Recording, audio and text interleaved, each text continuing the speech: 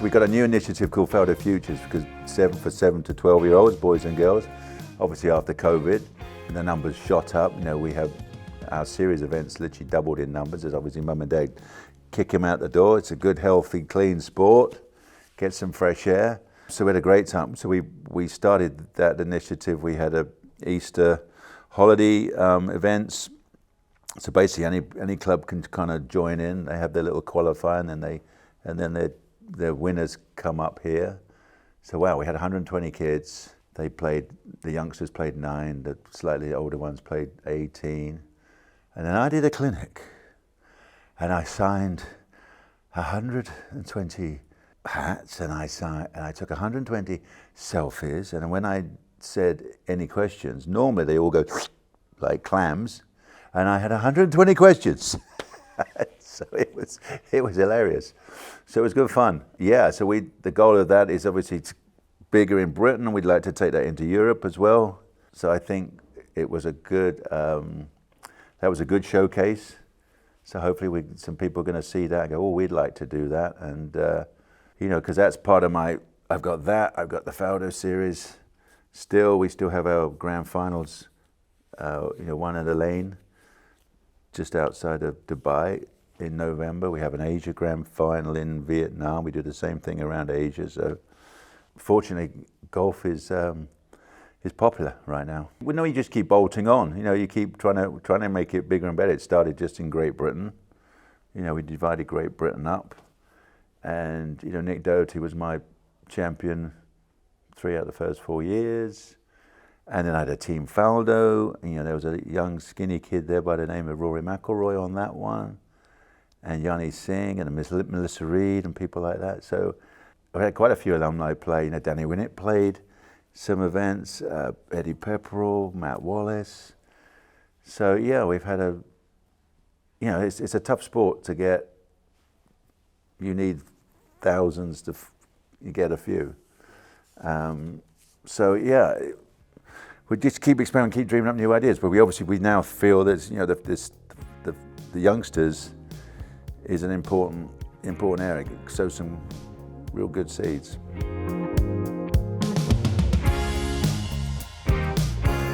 The future of the game of golf, I think, is good. It's strong. I think more, as I said, more people are playing. More people are being introduced to the game, obviously through social golf, trackman golf, all sorts of things like that. I'm not sure about the pro game. I think pro games had a bit of a walloping, obviously, with what happened with the split and players divided, and many of us just played for the trophies, and now that has changed quite dramatically. I think the public hasn't welcomed that, to be honest. We see that in TV numbers. They're much as 20% down, and they've come up with the same formula or the same format. So I don't know how that's. You've got to be careful of that. Well, we're talking about that. Golf is a difficult game to oversell. Golf, as we know golf. And the discipline of it and what it is all about. And I think if you're a golfer, you appreciate that. But to look in from the outside, I think you're going to expect something completely different, a whole new entertainment or supercharged excitement. It's somebody used as a tagline. It's golf. Good luck. Golf's chess in a field, isn't it? An active chess in a field. We've got to be careful of that. I think they've got to just develop more characters. That's somehow take the Formula One model. That's what I did recommend that years ago. So go and watch Formula One and how the drivers have to talk.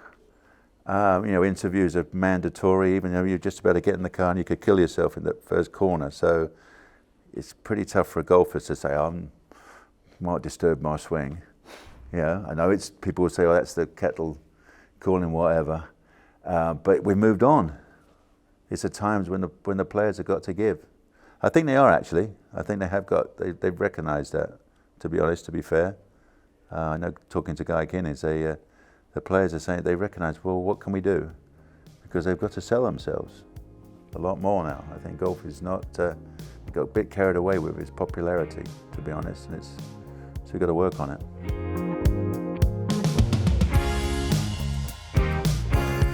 Well, their role is, Crumbs, they've got everything from teaching a youngster who's on the climb to sticking a Band-Aid on somebody, or somebody's got a long-term plan, that sort of thing. So they got a bit of fun to balance that in a way, whichever one you enjoy the most. Fixing people, trying to fix people as quick as possible, give them a quick tip, off they go to help them just enjoy the game, or you're trying to help somebody on a long-term plan. So it's the great thing now is everything is kind of like factual. I came from the guessing era or the experimenting era, or in everything, all those areas: the swing, the mental, the physical side, dietary side now. So if you're a young pro and you're trying to help your youngsters come through, you've got all that great factual knowledge now. And I was a good listener. I mean, that's what Ian Connolly used to say about me. I take it all in, and then you kind of analyse what you think you're going to need. But take it in first. Don't go, can't be bothered with that, because I think that might catch you out. Because, I mean, the information out there right now, I love it. I mean, I look at all the, I love looking at all the, as I said, the TrackMan numbers, and then I see all these. Everybody puts something out, exercises for golf, and I thought, try a bit more of that, that sort of thing. So there's good information out there.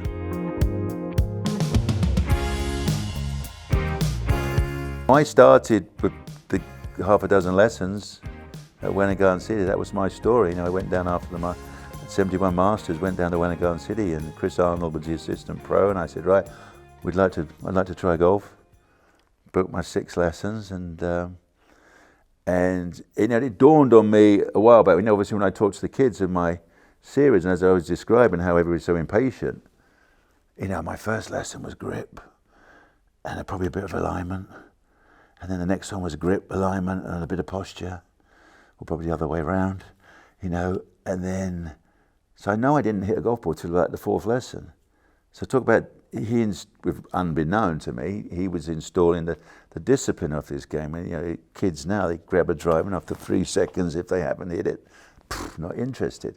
So that's quite a hard thing in this time, to rein that back in and say, okay, let's take things slowly with the game. So that's honestly how I started, and then obviously I'd have lessons periodically, and then Ian Connolly, the pro there at Wenner, we used to go out and play, and he had a great short game, and so I learned a lot from that. I learned from just sitting there in the corner of the pro shop listening to stories.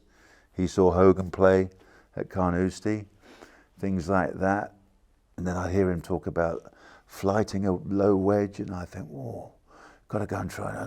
Off I go down the range and try that sort of thing. So, that was my true involvement with the PGA Pro, and obviously through the time, obviously David Ledbetter and I made coaching on the range famous. Bringing it to the range and bringing the coach to the range. I mean, Butch Harmon gives us credit that we were the first to kind of do that, and now it's probably, I don't know how many, it's probably 20 or 30 coaches out there now.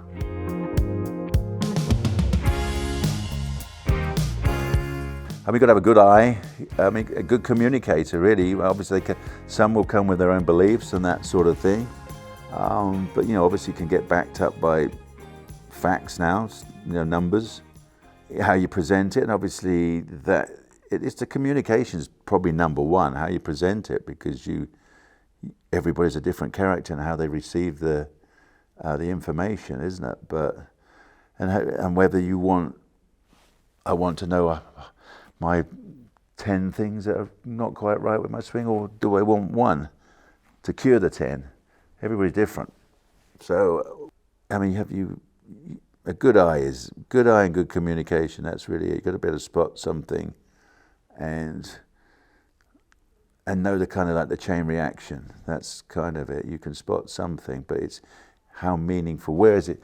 That's how I look at golf swings. I look at, where did it start? Where did the problem start? And then obviously, as we know, it's always a chain reaction. It can be a simplest thing is your toes is just not quite in the right place. And you can tell the weight's not quite in the right place and whatever, grips, whatever. Great thing about this game, which I preach, because obviously I tell the kids when I walk down the range with my CBS hat on, that the fundamentals stack up.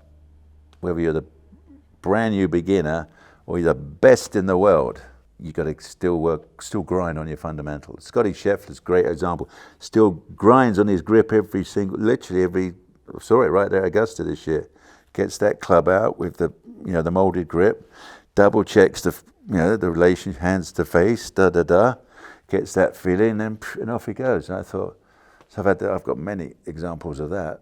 So don't think fundamentals are dull and boring and I want to do this and smack it as hard as I can. You grind on those, grind for the whole of your life, and you'll be a good golfer.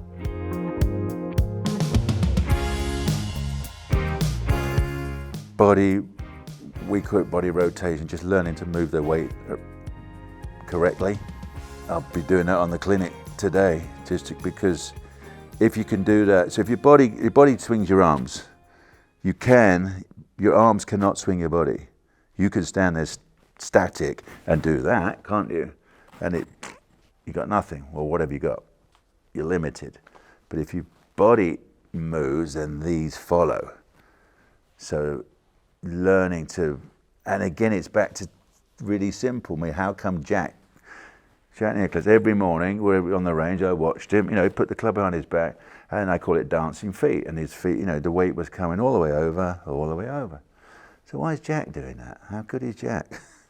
So I saw that, I thought, okay, that's just get the hips moving. And then I did shoulder simple, doing this with the shoulders. Well, my body worked really well, and what can then throw, when you do an instruction piece, you say, well, I'm doing this and doing that with my arms, but you haven't told everybody that this is really working great. You can't play, get me? So I think it's, if you can move your body really well, and as we get older, it's pretty good little exercise as well. Good for a bit of stability, good for your knees, good for your hips, good for your balance. And so I do that a lot. Just do that at home. Just keep that all moving. And that's helped me a lot, because you can feel the weight move over, which is great. If the weight doesn't move, we're all twisted. That's the worst. That's the worst thing for amateurs. The weight's still on the left side, they don't get it over, blah, blah, blah. Chain reaction.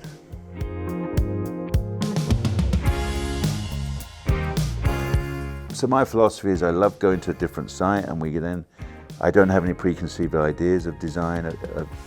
Whenever I go somewhere, it's really fun to be inspired by what you got. Obviously, all your horizon lines are very important. And that's everything from mountains, trees, fences, that sort of thing. The scale of the project. Are we jammed in the woods, or have we got visual, can see for miles? Who knows what? All of that comes into play. I still try to, and I'm still a strategy guy. Obviously, my architects will. I like to go early, and then, as I said, we come up with the concept. We get inspired by something. The guys work on, obviously, next step is routing, where we're going to go. Then I see the plans then, and I will do my own drawings or ideas or arrows for strategy. I can try and visualize if this thing is turning and whatever. Well, we making the ball run or stopping it or whatever we're trying to do. I do that, and then off they go. And then I do site visits through this different phases. So I love that as well, because it's fun to go and see and push some dirt around sort of thing.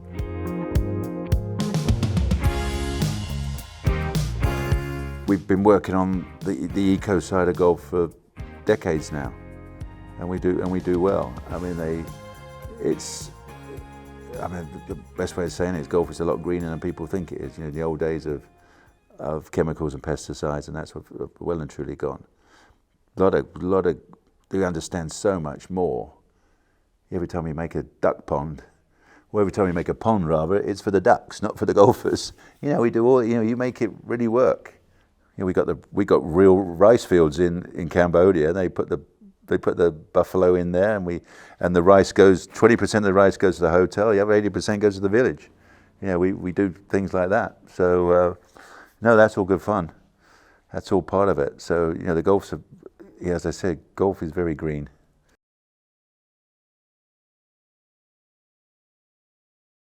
Well, I'm a huge fan. I've been pushing that for years, and it's been blimmin' difficult. Because you go to a hotel and they go, we want a 18-hole championship course. It's not going to be championship. You haven't got the room. And you go, why don't you have nice 12 holes? No, got to have 18. So we've been fighting that. But finally, you know, that's taken 20 plus years. We're finally getting to people going, you know what, 18's a lot, you know, but I can't disappear from the missus and the family for 6 hours plus. Pop down, do 9, do 12. So I'm a big fan of 12 holes, things like that, because you can do 2 6s and do another one, and there's your 18. That's how the Open started, with 12 holes. It's a good story. Try to get the RNA to back me on that one, because I'm saying, you know, you started that way, why don't we just push that? But that will happen. That will happen more. I'm doing a project up at Yellowstone, up in Montana, Big Sky, and you know, after dear old Tom Weiskopf passed, they had a 9-hole project up and we went in there and we found 27 holes, and we're going to do 9 holes for the kids. I said I wanted wall-to-wall fairway. You know, you can basically top the blimmin' thing, and off it will go, and you just have some fun. So then they loved it. So that's going to be a really cool project. So that's really bringing the whole family to go and just be entertained by golf. And we've got I can't tell you where, secret project, but we've got everything there. Short putting courses, chipping courses, 9-hole course, big course. So I'm a huge fan of that. I'd love to do that. And people people with knowledge in the game get it, because you know, I could build 9-hole course where you shoot 8 under. And I could build a 9-hole course where you might shoot 3 over. So doesn't mean a short course is easy peasy, you know, not worth playing. So you know, there's been a lot of famous clubs have helped that, haven't they? So and as you get older, I love 9 holes. That's a great distance to go. That's perfect for me now.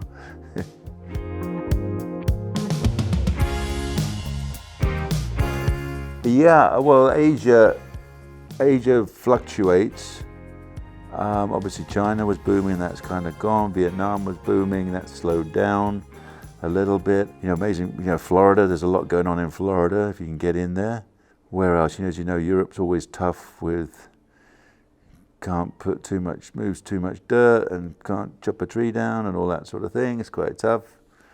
Still, Asia's it's quite a hard market again now. Suddenly gone. It was uneasy for a while. Past 30 years, like even 30 years, I've been there really. As you know, China went crazy, and then they reeled that in. It's very similar with Vietnam. Same thing. They were talking of, you know, 50. Well, a couple of years ago, they were talking. Even one province said, "Oh, I can build another 50 golf courses," and well, hey, that's all slowed down. So it's quite an awkward business to do well in.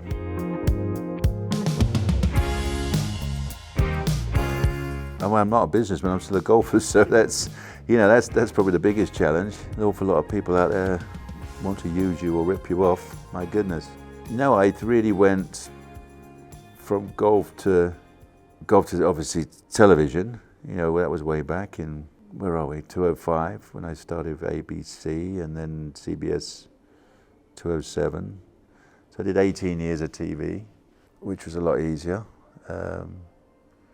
But the business world is, you've got to be at it, like anything, you've got to be at it all the time, and I'm not really quite like that.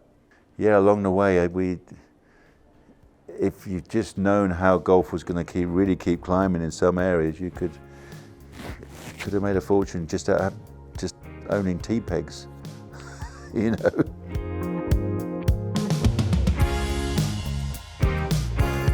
I guess the first one came to mind was Mark McCormack.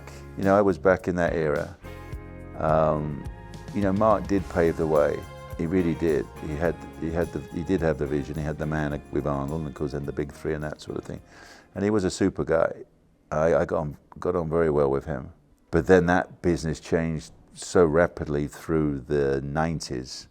You know, it really was client management back in the day, and then that all really did change quite rapidly into televising events and owning events and that sort of thing. So I was around when that era changed, gosh. And then, you know, some of the manufacturers have changed the game quite considerably, how the equipment has moved on, but that's kind of really what I've been involved with.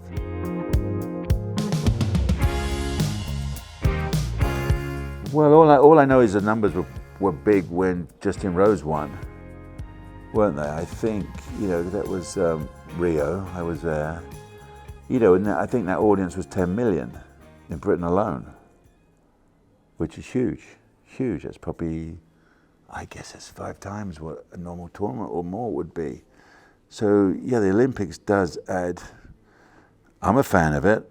I think you saw it again, and Rory McIlroy said it. You know, the intensity and because that's all you've got is 3 prizes, and nothing monetary. You would just love to have a medal, and it's good, clean competition, isn't it? Intensity, really wanting something. That's why we love the Ryder Cup. You're playing for a point. There's no prize money to it. It's, can I win a point? That's your goal. Yeah, there definitely should be a team, shouldn't there? I mean, the Olympics has always got a team in just about everything. So yeah, it would make sense that it's a 2-man team and that sort of thing, but definitely should try and get some kind of team format. Yeah.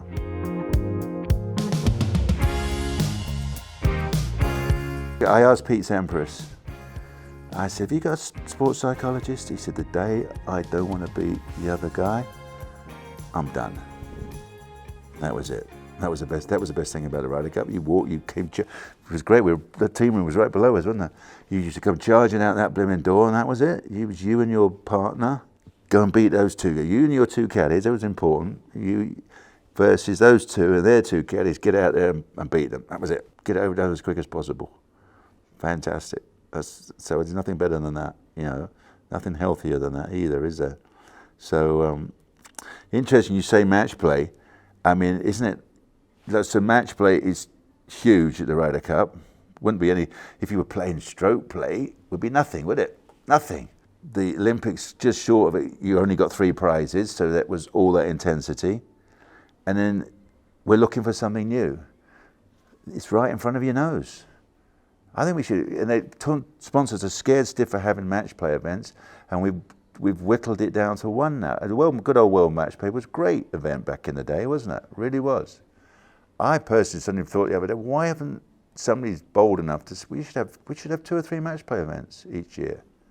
Why not? It's what the public want. They want to see 2 guys against the 2 best players against it. And sure, you might lose them, but if you had more than 1 event, I bet you that it would luck out. Because how difficult is it, when we're talking about the excitement of golf, to get the 2 best players after 65 holes to come down the last few holes battling it out? It is so rare. It really is so rare, isn't it?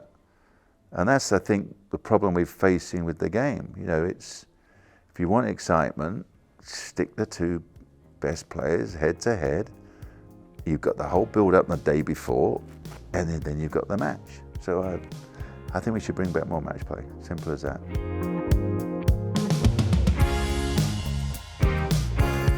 You better love it or you won't survive. No, you did.